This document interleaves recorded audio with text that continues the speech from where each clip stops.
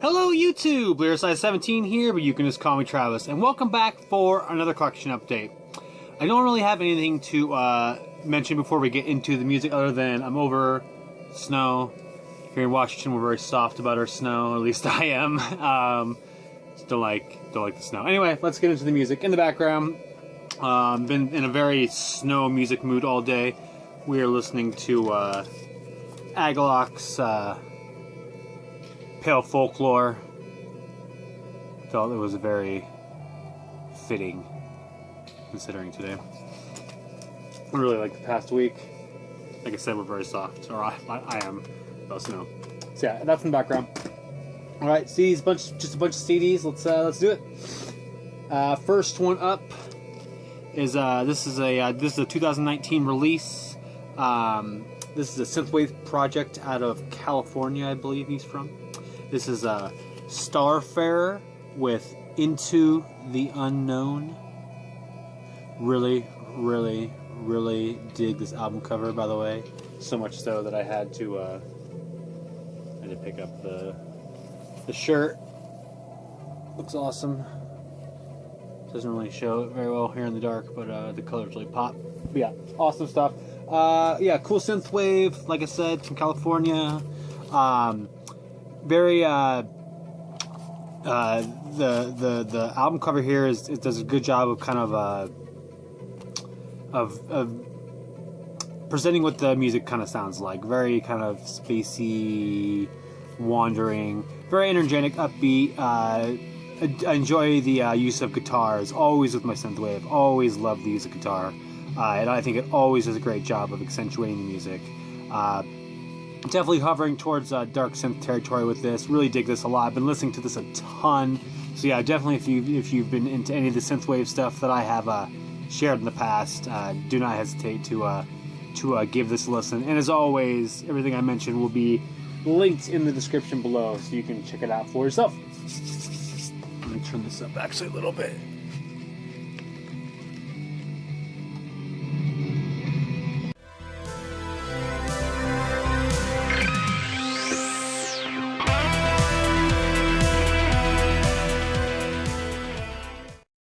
Alright, next one up. This is a release that I think had I actually purchased it prior to making my 2018 list, I definitely would have made the list.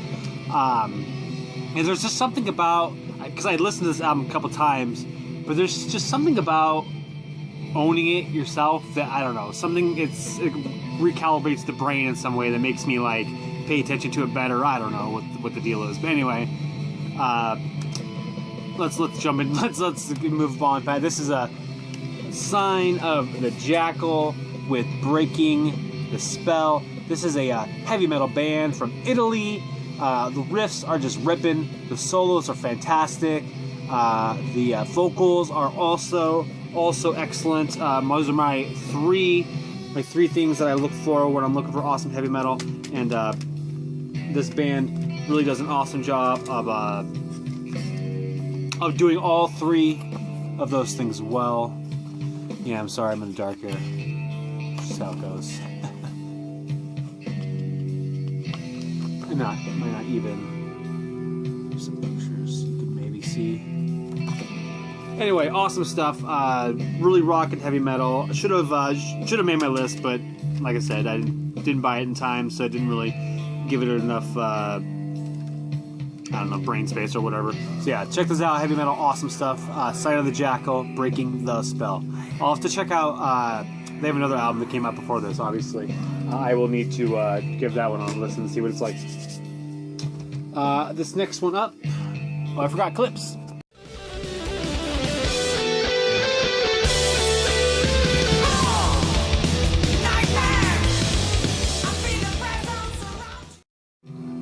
Alright, this next one up is a death metal band out of Canada. This is Outre-Tombe with a Nécrovortex. This is actually another 2018 album that had I actually heard it prior to making my list, probably almost definitely would have made it. This one I didn't hear about the album itself until 2019, so I can at least give myself a bit of a break on that one. But anyway, awesome stuff. I Initially I just came across, I don't know, I came across this album cover. I thought it was awesome, particularly the purpley awesome logo popped out to me, and actually it made me think of Hooded Menace. And actually I would say that if Hooded Menace just played like a straight up old school death metal, this is actually probably that's pretty good sound alike for what these guys sound like, if that makes any sense.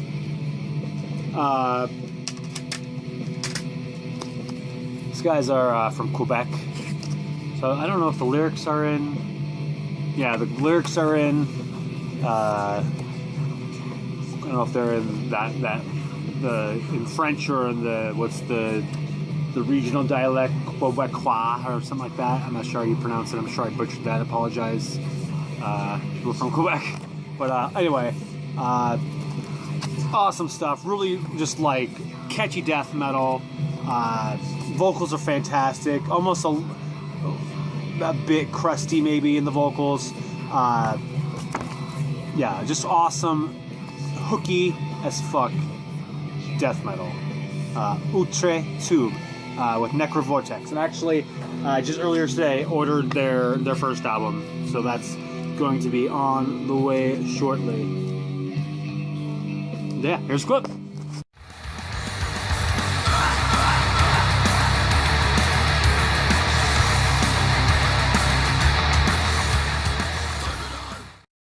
All right, next one up is this is 8 Bells with Landless. This is I don't know, I guess I would say like kind of a post-black metal, post-metal, post-rocky kind of outfit out of the US. I think they're from Oregon, maybe. Discovered this Marvel. Sir Meatwad was talking about these guys. I actually had it in the background of one of his live streams he did recently, and what popped out to me immediately was some of the kind of the guitar, the actual tones of the guitar sounded fantastic, and I was just like, man, that sounds really awesome. I wonder who this is. He told me it was 8 Bells, and I continued to sort of pay attention to the background music, and it was actually kind of hard not to pay attention. And I knew pretty quickly that I'd be ordering this album, so I did, and listened to it more.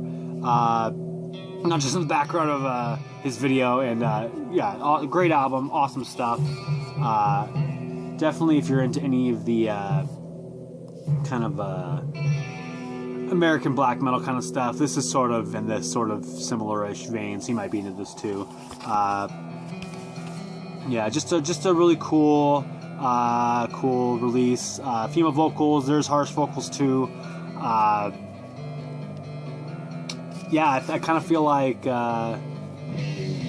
this album cover, if you can see it, does a really good job of explaining the music as well. It sort of just has like the space is open and endless and very just grand. Yeah, anyway, check it out. Cool stuff. Post black metal-y stuff.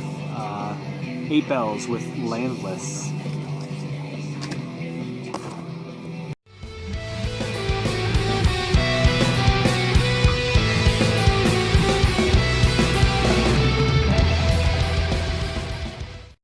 Last, I got 4 from the same artist. All are new releases. Alright, favorite rapper, I've talked about him a few times. Let's see, it was 2016. He released 7 albums at the same time. I'm talking about K-Rino here. And while that sounds kind of ridiculous and over the top and obviously super ambitious, you know, some of those albums ended up being some of my favorites of all time. I really feel like generally speaking, the dude puts in a lot of work, and so the fact that someone would release 7, or in this case 4 albums at the same time, you can't just write it off. You gotta take the time and listen to them. So let's just kind of jump in real quick here and talk about them. It's called all 4 of a kind of like a group together. They're called the 4-piece, and this is part 1. This is Lightning Language. And then part 2 is Then and Now. Number 3 is called 3 weeks later. And then the final fourth one of the 4-piece is called The S Project. Now, unfortunately, I've really only listened to these albums once a piece, so I really can't really speak to them too intelligently. Other than say, generally speaking, they sound like a good, solid K-Rino record. I'm pretty sure once I go back and listen to them more fully, I will probably like them as much as I like some other material. Just haven't really spent the time to get that yet. But if you know K-Rino, if you follow K-Rino because of me, and you aren't aware of new material, he's got new CDs out, 4 of them. Check them out. One thing that kind of was a bummer for me a little bit was the first thing that kind of stood out to me was that, like, some of these album covers are not the best. In particular, this one, just not. I don't know.